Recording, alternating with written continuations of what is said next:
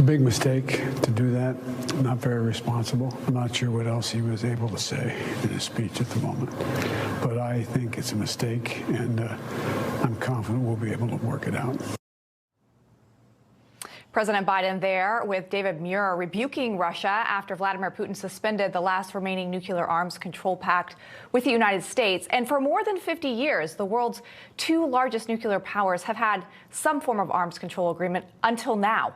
And some experts warning this could launch another Cold War-style arms race. Joining us now with a threat assessment is our company of experts, Steve Yates, former Deputy National Security Advisor to Vice President Dick Cheney and the chair of the China Policy Initiative at the America First Policy Institute, along with China expert Gordon Chang and the author of The Coming Collapse of China.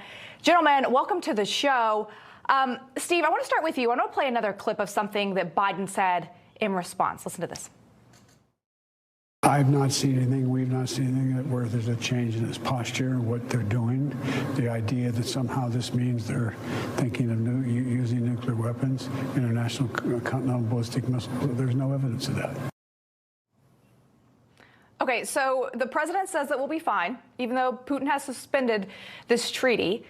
Evidence or not, Steve, I would say this is a change in posture, how Putin views the U.S. and potential insight into what his next move may be, and Biden's acting like this is nothing. So is it nothing, or should we be taking it more seriously? Well, for the sake of American interests in the world, I hope the president is right. I just don't have very much confidence that he has any basis for what he's saying.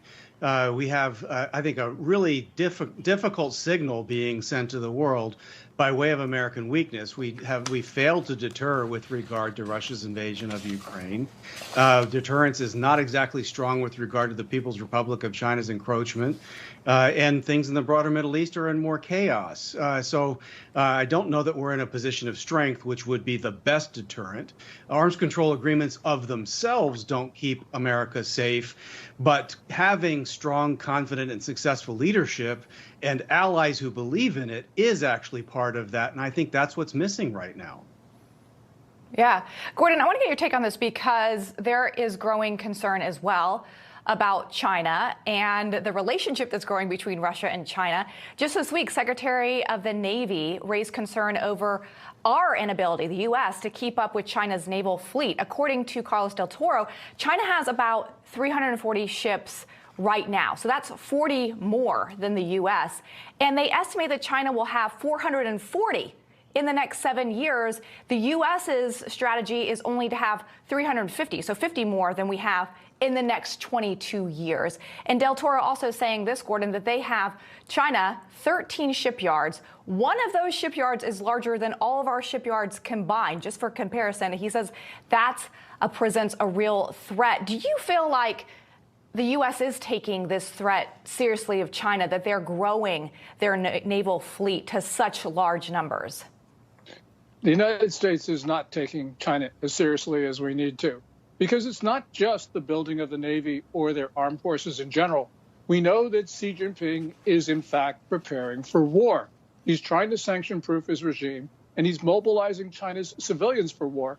And Lindsay, as we know, during the Communist Party's 20th National Congress in October, he appointed what's now being called the War Cabinet.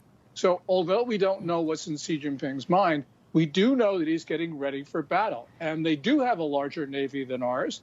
And they are going to and they also have some weapons that we don't have in some critical categories, like supersonic missiles with nuclear-tipped weapons.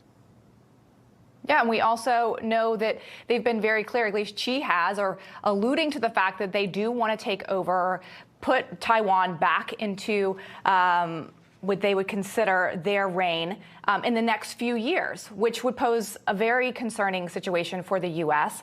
I do want to ask this, though, because tomorrow marks the 1 year of Russia's invasion of Ukraine. And there were reports just this week that China is considering giving Russia arms to help supply weapons to them, to Russia.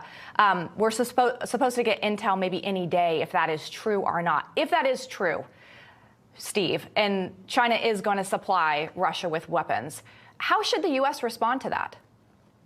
Well, unfortunately, the United States needed to respond to that a year ago and all along, because China's leaning to one side in this with Russia really was out of the box. There was the Putin-Xi conversation that very clearly seemed to intimate that an invasion was coming. There's all the conversations about sanction proofing that Gordon mentioned, with which I entirely agree.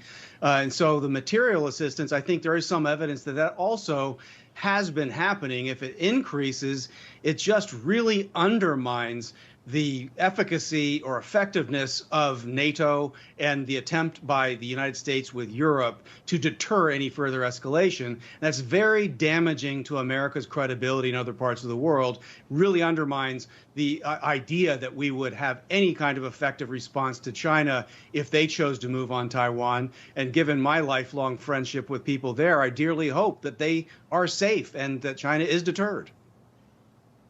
I think that is the great concern here, right? That you have Russia, who seems like they don't fear the U.S. anymore, nor China.